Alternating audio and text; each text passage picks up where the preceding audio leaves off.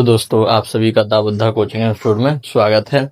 Excellence and model school की जो series चल रही है उसमें आपका स्वागत है। और आज जैसा कि 15 नवंबर हो गया है, कल 14 नवंबर था। आप सभी को बाल दिवस की, चिल्ड्रंस डे की भी बहुत बहुत शुभकामनाएं। सभी बच्चों प्यार से बनी रहिए, बढ़िया प्यार से पढ़ते रहिए, ठीक ना। बच्चे हैं तो कल है, ठीक।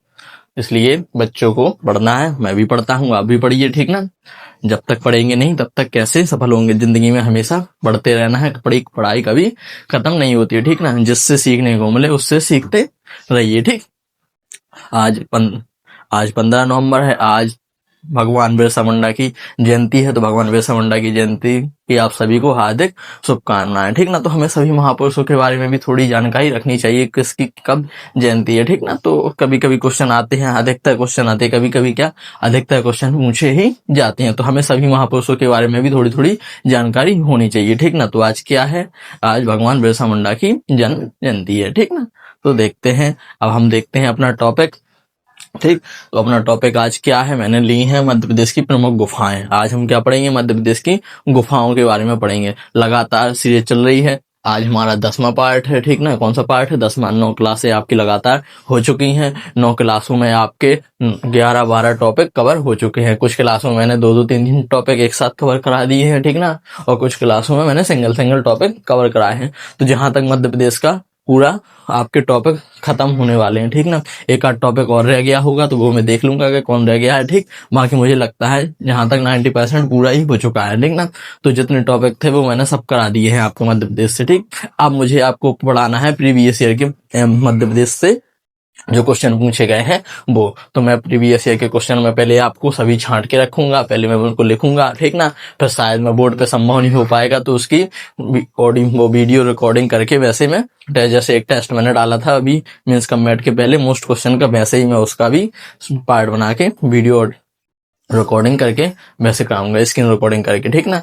यहाँ से कवर करा दूंगा या फिर आपको बोर्ड पे लिख के कराऊंगा, ठीक ना। कैसे भी आपको क्लास मिलेगी डरी, ठीक। आप देख सकते हैं, आपको मोस्ट क्वेश्चन मिलेंगे, ठीक।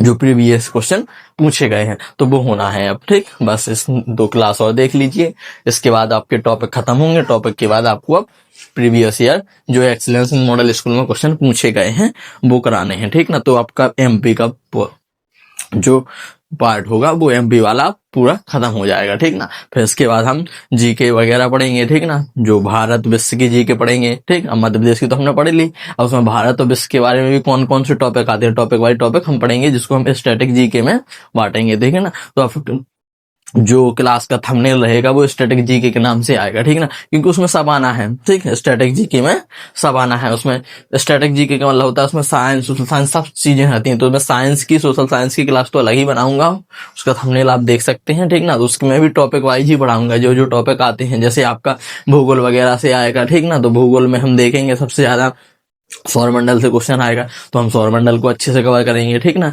ऐसे ही आपको साइंस से क्वेश्चन आने हैं तो साइंस में भी हम कवर करेंगे टॉपिक बाय टॉपिक, ठीक ना। साइंस से ज्यादातर जो बायोलॉजी का पार्ट है उसमें से बायोलॉजी से सबसे ज्यादा सेल से क्वेश्चन पूछे जाते हैं, कोशिका से, विटामिन से पूछे जाते हैं। तो ऐसे हम टॉपिक बाय टॉपिक जो टॉपिक आते हैं उन टॉपिक को ही कवर करेंगे, ठीक ना। ऐसे हम सभी सब्जेक्ट को कवर करेंगे। मैथ की क्लास भी अब मैं स्टार्ट करने वाला हूं, तो मैथ भी आपको अच्छे शानदार तरीके से मिलेगी। यानी कि आपको सभी पूरा सिलेबस आपको कंप्लीट पेपर के पहले पहले हो जाएगा, ठीक ना। तो आपको लगातार क्लास देखते रहने हैं और दोस्तों को क्लास शेयर करते रहनी है और स्टेटस जरूर लगाइए, ठीक ना। तो जुड़े रहिए the Buddha coaching institute by Pradeep sir से। आइए हम टॉपिक को शुरुआत करते हैं और इसको हम पढ़ते हैं आज क्लास में, ठीक। तो मैंने गुफा का नाम लिया है, यहाँ पे स्थान लिया है, ठीक। तो गुफा का नाम, पहली गुफा है आपकी उदयगिरी की गुफाएं। पूछा जाता है उदयगिरी की गुफाएं कहाँ पर है, तो जी आपकी विदिशा में है। कहाँ पर है, विदिशा में, ठीक। कहाँ पर है, विदिशा में। तो याद रखना है कि उदयगिरी की गुफाएं कहाँ पर है, तो उदयगिरी की गुफाएं आपकी विदिशा में है। कहाँ पर है, विदिशा में। आइए दूसरा लिखा है व्रत हरि की गुफाएं। किसकी, व्रत हरि की गुफाएं। तो जी आपकी कहाँ पर है, उज्जैन में है। कहाँ पर है, उज्जैन में, ठीक। तो इसको याद रखना है कि व्रत हरि की गुफाएं कहाँ पर है, आपकी उज्जैन में, ठीक। आइए तीसरा लिखा है बाग की गुफाएं। कौन सी गुफाएं, बाग की। तो जी आपके धार के पास है। कहाँ पर है, मतलब धारी में, इंदौर से 154 किलोमीटर दूर है, ठीक ना, इंदौर और धार में। तो आपको याद रखना है कि धार में है, कहाँ पर है, धार में, ठीक, इंदौर से 154 किलोमीटर की दूरी पर है, ठीक। बाघ की गुफा पूछा जाए तो कहाँ पर है, धार में, ठीक। अगला लिखा है भीमबेटका की गुफाएं। तो भीमबेटका की गुफाएं कहाँ पर, रायसेन में। वेरी मोस्ट हो जाता है जी, हमेशा आता है, ठीक ना। तो भीमबेटका की गुफाएं कहाँ पर है, तो भीमबेटका की गुफाएं आपके रायसेन में है, जहां पर आपका सांची का स्तूप है, वहीं पर है, वहीं पर जो बौद्ध धर्म से संबंधित है, ठीक ना। आइए पांडव गुफाएं। पांडव गुफाएं आपकी कहाँ पर है, पचमढ़ी होशंगाबाद। कहाँ पर है, पचमढ़ी होशंगाबाद में। तो इसको याद रखना है, कहाँ पर है, पचमढ़ी में पांडव की गुफाएं। छठवां है मारा की गुफाएं। तो मारा की गुफाएं कहाँ पर है, आपकी सिंगरौली में। कहाँ पर, सिंगरौली में। ये आपका क्या है, पूर्वी जिला है, मध्य प्रदेश का पूर्वी जिला, इसको याद रखना, पूर्वी जिला, ठीक ना। तो मारा की गुफाएं कहाँ पर है, आपकी सिंगरौली में, ठीक। आइए देखते हैं बिलोबा। बिलोबा की गुफाएं। तो बिलोबा की गुफाएं है आपकी ग्वालियर में। कहाँ पर है, ग्वालियर में, ठीक। तो ग्वालियर से आपको अच्छे से याद रखना है, ठीक। तो माँ बिलोबा की गुफाएं कहाँ पर है, आपके ग्वालियर में, ठीक। आठवां है आपका मृगेंद्र नाथ की गुफाएं। तो ये आपकी कहाँ पर है, रायसेन पाटनी गांव में, ठीक ना। ये भी कहाँ पर है, आपके रायसेन में, ठीक। तो जी 8 आपकी प्रमुख गुफाएं थी, मैंने 8 बता दी हैं, ठीक ना। अब मैं आपको मोस्ट बताता हूँ कि कौन पेपर में ज्यादातर आती हैं, ठीक ना, कौन आती रही हैं, ठीक। तो वो मैं आपको दिखा देता हूँ कौन कौन मोस्ट है। तो आपकी उदयगिरी की गुफाएं बहुत मोस्ट है, आपकी भीमबेटका की गुफाएं तो मोस्ट है ही, ठीक। और आपकी पांडव गुफाएं भी मोस्ट है, ठीक। और इसके बाद आपकी जे ब्रथरी की गुफाएं और बाघ की गुफाएं, ठीक ना। तो ये ऊपर की आपकी जो 5 गुफा है, ये बहुत ही ज्यादा मोस्ट है, ठीक ना।